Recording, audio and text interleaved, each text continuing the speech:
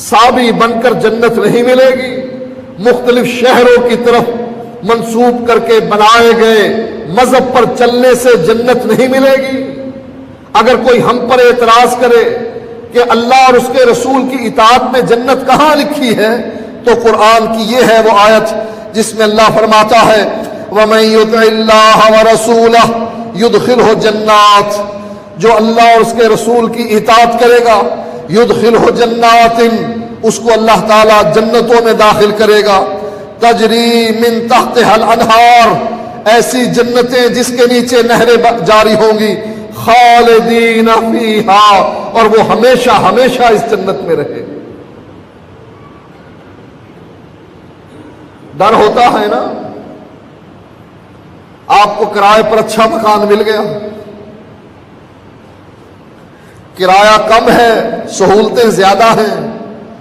ہر وقت آپ کو کھٹکا لگا رہتا ہے۔ ابھی کرایہ دار آئے گا اور کہے گا یا کرایہ بڑھاؤ یا مکان خالی کرو۔ یہ زندگی، یہ کوئی زندگی ہے؟ ہر وقت ڈر لگا رہے، یہ دھڑکا لگا رہے کہ کب آئے اور مجھ کو کہے یہ مکان خالی کرو اور باہر نکلو، کہیں اور جگہ تلاش کرو۔ لیکن اگر آپ کو پتہ لگ جائے کہ یہ مکان کرایہ دار جس میں آپ رہ رہے ہیں، مالک مکان بڑا مہربان ہے، بڑا شفیق ہے، بڑا رحم دل ہے بھی مالدار، کنجوس بھی نہیں، لالچی بھی نہیں، وہ آ کر آپ کو تنگ نہیں کرے گا کہ میاں سامان اٹھاؤ، بلکہ آپ کے لیے اجازت ہوگی کہ رہو جب تک آپ کا دل چاہتا ہے، ہم آپ سے خالی نہیں کروائیں گے، آپ اطمینان سے اس گھر میں رہیں گے کہ پریشانی ہی کوئی نہیں۔ یہاں اللہ تعالیٰ نے بیان فرما دیا کہ اللہ اور اس کے رسول کی اطاعت کے بدلے میں جنت ملے گی، جنت بھی کیسی کہ جس میں نہریں جاری ہوں گی، پھر فرما دیا خالدین فیہا، ہمیشہ ہمیشہ رہو گے اس جنت میں، وذالک الفوز العظیم، اور یہ سب سے بڑی کامیابی۔ نماز پڑھنے پر جہنم ملے، روزہ رکھ کر جہنم ملے، زکوٰۃ دے کر جہنم ملے، اپنے مرضی کے بنائے ہوئے عمل کر کے جہنم ملے، اس عمل کا کیا فائدہ؟ آپ جو عمل کر رہے ہو اس پر اللہ کے نبی کی اطاعت کی مہر ہے، اللہ کے نبی نے اسے سر انجام دیا ہے،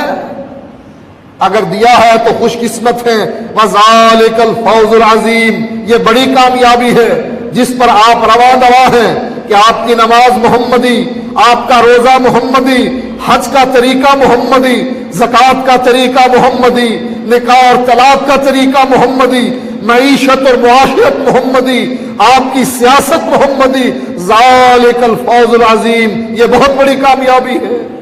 کیوں؟ وَمَن يُطِعِ اللَّهَ وَرَسُولَهُ، کیونکہ آپ اللہ اور اس کے رسول کی اطاعت کر رہے ہیں، جس کی اطاعت کے بدلے میں جنت ملتی ہے، اور یہ بہت بڑی کامیابی ہے۔ لیکن خدا نہ کرے، اللہ نہ کرے، اگر آپ کی لائن بدل گئی، محمدی کی بجائے حنفی، شافی، مالکی، حنبلی، بریلوی، دیوبندی، نقشبندی، قادری، چشتی، سہروردی بن گئی لائن، پھر نماز بیکار، روزہ بیکار، حج بیکار، زکوٰۃ بیکار، نکاح اور طلاق کا طریقہ غلط۔ قیامت کے دن آپ یہ اعمال لے کر اللہ کے حضور میں پیش ہو جائیں، اللہ میں 70 سال نماز پڑھتا رہا، رات کو تہجد بھی پڑھتا رہا، اب اللہ پوچھے گا طریقہ کیا تھا، کس طریقے پر؟ کیا کہیں گے؟ جھوٹ بولیں گے؟ کیا خیال ہے آپ کا؟ اللہ کو دغا دے دیں گے آپ؟ دھوکہ کر لیں گے اللہ سے؟ اللہ اگر پوچھے گا کس طریقے سے میاں پڑھتے رہے نماز، آپ نہیں بولیں گے، اگر آپ جھوٹ بولنے کی کوشش کریں گے اللہ منہ پر مہر لگا دے گا، آپ کے اعضاء بول کر بتائیں گے اللہ حنفی طریقے کی پڑھتا رہا، میں تو ہاتھ زیر ناف رکھتا رہا، رفع الیدین نہیں کرتا تھا، آمین نہیں کہتا تھا، پاؤں سے پاؤں نہیں ملاتا تھا، اگر کوئی ملائے اپنا پاؤں کھینچ لیتا تھا، کہ کہیں جراثیم مجھ کو نہ لگ جائیں۔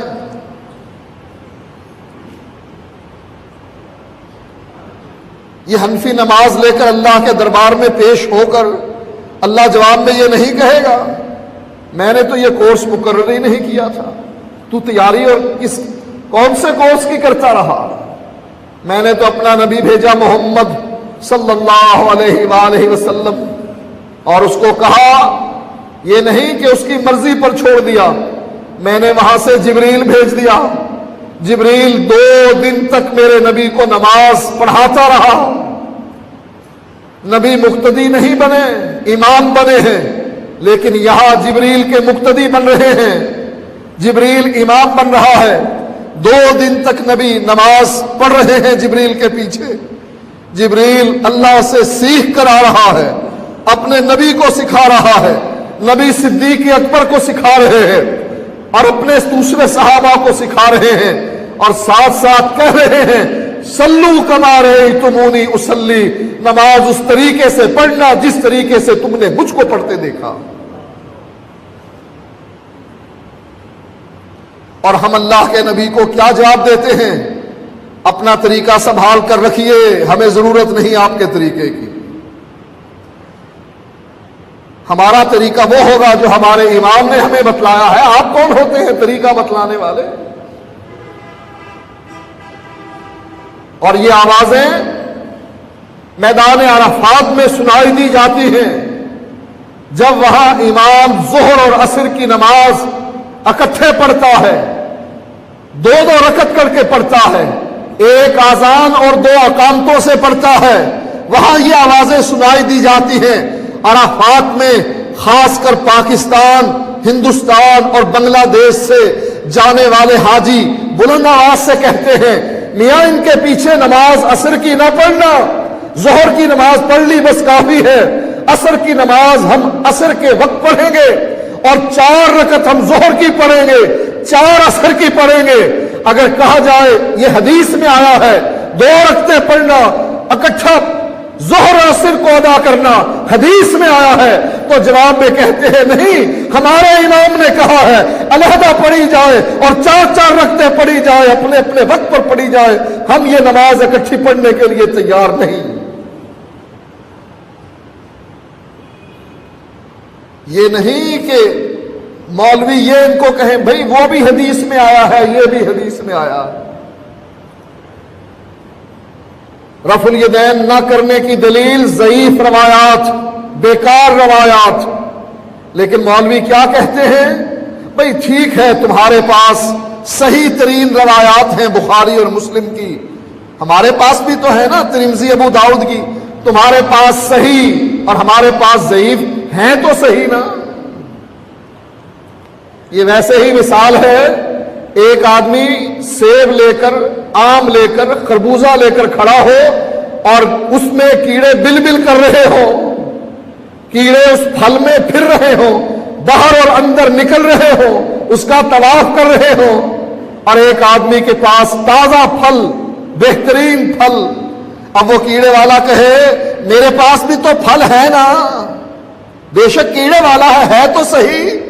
میاں اگر یہ پھل واقعی تجھے اچھا لگتا ہے کھا، تیرے پیٹ کے اندر یہ گندے کیڑے جائیں گے، ہمارے پاس بہترین پھل ہے۔ بخاری اور مسلم کی صحیح ترین احادیث جس کے بارے میں علی ابن مدینی فرماتے ہیں کہ جو اس بخاری اور مسلم کی عبداللہ ابن عمر کی حدیث سنتا ہے رفع الیدین کرنے کی، اس پر یہ فرض ہو جاتا ہے کہ فوراً عمل کرے، اس لیے کہ اس کی کڑیاں سونے کی کڑیاں۔ لیکن وہاں میدان عرفات میں یہ آواز بھی نہیں نکلتی کہ تمہارے پاس بھی حدیث ہے، ہمارے پاس بھی حدیث ہے، بلکہ کیا کہتے ہیں؟ ہمارے پاس ہمارے امام کا قول ہے کہ نہیں، ہم نے اکٹھی نہیں پڑھنی۔ ایسے لوگوں کے بارے میں اللہ تعالیٰ نے یہیں پر فرما دیا جہاں فرمایا تھا جو اللہ اور اس کے رسول کی اطاعت کرے گا وہ جنتی ہے، وَذَلِكَ الْفَوْزُ الْعَظِيمُ، اور یہ بہت بڑی کامیابی ہے۔ ساتھ ہی فرما دیا وَمَن يَعْصِ اللَّهَ وَرَسُولَهُ، جو اللہ اور اس کے رسول کی نافرمانی کرے، وَيَتَعَدَّ حُدُودَهُ، اور اس کے حدود کو پھلانگے، يُدْخِلْهُ نَارًا، ہم اس کو آگ میں داخل کریں گے،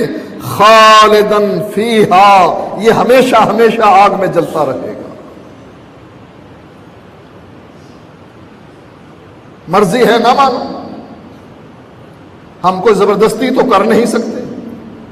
آپ کے ہاتھ زبردستی تو کندھوں تک اٹھوا نہیں سکتے، واض و نصیحت ہی کر سکتے ہیں نا، تبلیغ ہی کر سکتے ہیں نا، نہ مانو کیا ہوگا؟ اللہ فرماتا ہے جو میری نافرمانی کرے گا اور میرے رسول کی نافرمانی کرے گا، میری حدوں کو پھلانگے گا، یدخلہ نارا، اس کو تو ہم جنت میں داخل کر دیں گے اور اس کو ہم جہنم میں داخل کریں گے، وہ جنت میں ہمیشہ ہمیشہ کے لیے رہے گا، خالدن فیہا، اور یہ جہنم میں ہمیشہ ہمیشہ رہے گا۔ وہاں فرمایا تھا وَذَلِكَ الْفَوْزُ الْعَظِيمُ، جنت میں داخلہ بہت بڑی کامیابی ہے، یہاں فرما دیا وَلَهُ عَذَابٌ مُهِينٌ، اس کے لیے جہنم میں ذلیل کر دینے والا عذاب ہے۔ یہ اللہ موازنے کراتا ہے جنت اور دوزخ کے، جنتیوں اور دوزخیوں کے، ان کے طریقہ کار کے۔ اللہ کے پاس جنت بھی ہے، جہنم بھی ہے، پھر اس جنت میں داخل ہونے والے جنتیوں کا احوال بھی آپ کے سامنے رکھ دیا اور جہنم میں جانے والے جہنمیوں کا احوال بھی سامنے رکھ دیا، جنت میں جانے کا طریقہ کار بھی واضح کر دیا اور جہنم میں جانے کا طریقہ کار بھی واضح کر دیا، اور بات آپ پر چھوڑ دی، دل چاہے ایمان لے آ، دل چاہے کفر کر لے، دل چاہے اللہ کی اطاعت کر، اس کے رسول کی اطاعت کر، دل چاہے تو اپنے اپنے اماموں کی تقلید کر، دل چاہے تو جنت کے راستے کو اختیار کر، دل چاہے تو جہنم کے راستے کو اختیار کر، تیرے لیے راستے دونوں کھلے ہیں۔ شیطان ہو سکتا ہے آپ کو ورغلانے کی کوشش کرے کہ چھوڑو ان باتوں کو، لیکن اس کی قدر و قیمت کل قیامت کے دن جس کی باتیں آپ نے سن لی، وَنَادَى أَصْحَابُ الْجَنَّةِ أَصْحَابَ النَّارِ، وَنَادَى أَصْحَابُ النَّارِ أَصْحَابَ الْجَنَّةِ، یہ گفتگو سن لی، یہ باتیں اس وقت آپ کو یاد آئیں گی جب جنتی جہنمیوں سے کہیں گے اللہ نے ہم سے وعدہ کیا تھا، ہم نے تو اللہ کے وعدے کو سچا پایا ہے، فَهَلْ وَجَدْتُمْ مَا وَعَدَ رَبُّكُمْ حَقًّا، کیا تم نے بھی اپنے رب کے وعدے کو سچا پایا ہے؟ یہ باتیں اس وقت آپ کو یاد آئیں گی، اس وقت یاد آئیں گی جب جہنمی جنتیوں کو پکار کر کہیں گے اَنَفِيزُوا عَلَيْنَا مِنَ الْمَاءِ أَوْ مِمَّا رَزَقَكُمُ اللَّهُ، ہمارے حلق میں جنت کا پانی ٹپکا دو یا جنت کا پھل ہمیں کھلا دو، اور آپ جواب میں کہیں گے ان اللہ حرمہما علی الکافرین، اللہ نے یہ دونوں چیزیں جہنمیوں پر حرام کر دی۔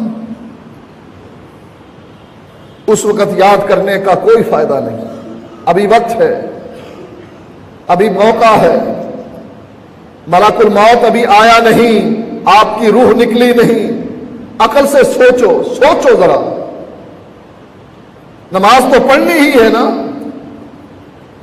اگر محمدی طریقے سے پڑھ لو گے تو نقصان کیا ہے؟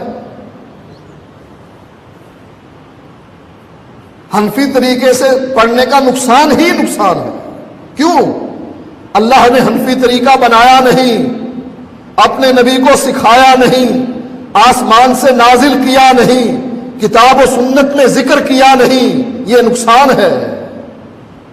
نماز پڑھنی ہی پڑھنی ہے آپ نے، محمدی طریقے کی بجائے اگر حنفی طریقے پر پڑھو گے کیا نقصان ہے؟ یہ طریقہ قرآن میں نہیں، حدیث میں نہیں، جبریل لے کر آیا نہیں، اللہ نے اپنے نبی کو بتایا نہیں، جبریل نبی کو مقتدی بنا کر وہ طریقہ سکھاتا نہیں، یہ نقصان ہی نقصان ہے۔ اور محمدی طریقے پر پڑھنے سے کیا فائدہ ہے؟ یہ طریقہ اللہ نے قرآن میں ذکر کیا، نبی کی حدیث میں یہ طریقہ آیا، اللہ نے جبریل کو بھیج کر نبی کو یہ طریقہ سکھایا. نبی نے اپنے صحابہ کے سامنے 23 سال تک اس طریقے کو دہرایا. پھر ساتھ حکم دیا صلو کما رأیتمونی اصلی، نماز